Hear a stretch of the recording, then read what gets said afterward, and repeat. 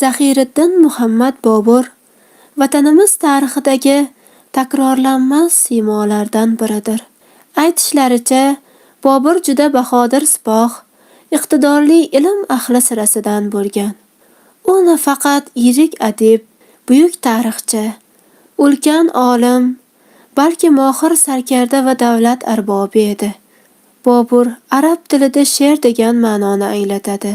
U bu nomga munosib shaxs edi.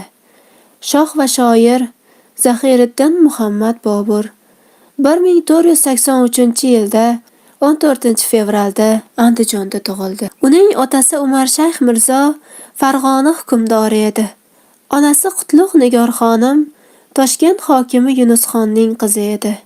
Bobur 12 yoshga to'lganida otasi Umarshayx Mirzo kutilmaganda vafot etdi.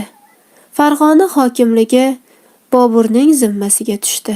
Bobur Samarqand shahrini ishg'ol qilish uchun bir necha marotaba urinib ko'rdi. Dastlab muvaffaqiyatni qo'lga kiritdi, lekin qo'lda tutib qolish imkoniyati bo'lmadi. 1503-yilda Jayhonni kechib Xorasonga o'tdi. Kobul va G'aznani qo'lga kiritdi. So'ng Hindistonni zabt etib, Boburiylar saltanatiga asos soldi. Boburning yagona maqsadi yirik va mustahkam, markazlashgan davlat tuzishdan iborat edi. Uning bu maqsadi Hindistonda amalga oshdi. Boburdan bizga uning devonlari, Boburnoma asari va bir qator ilmiy, tarixiy, diniy, falsafiy va axloqiy ta'limiy ruhdagi asarlar qoldi. U Xo'ja Ubaydullohning Risola-i Volidiyya asarini tarjima qildi. Xatti Boburiyni ixtiro qildi. Bobur ikkita she'riy to'plam devon tuzgan.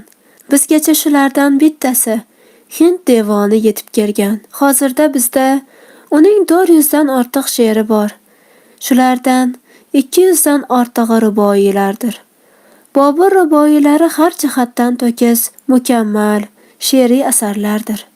Ularda Bobur hayotining manzaralari aks etadi. Bobur 1530-yil 26-dekabrda 47 yoshida Agra shahrida vafot etdi va o'sha yerga dafn etildi. Keyinchalik 1539-yil vasiyatiga muvofiq uning xoki Kobulga keltirilib, o'zi bunyod etgan Bog'i Boburga qo'yildi.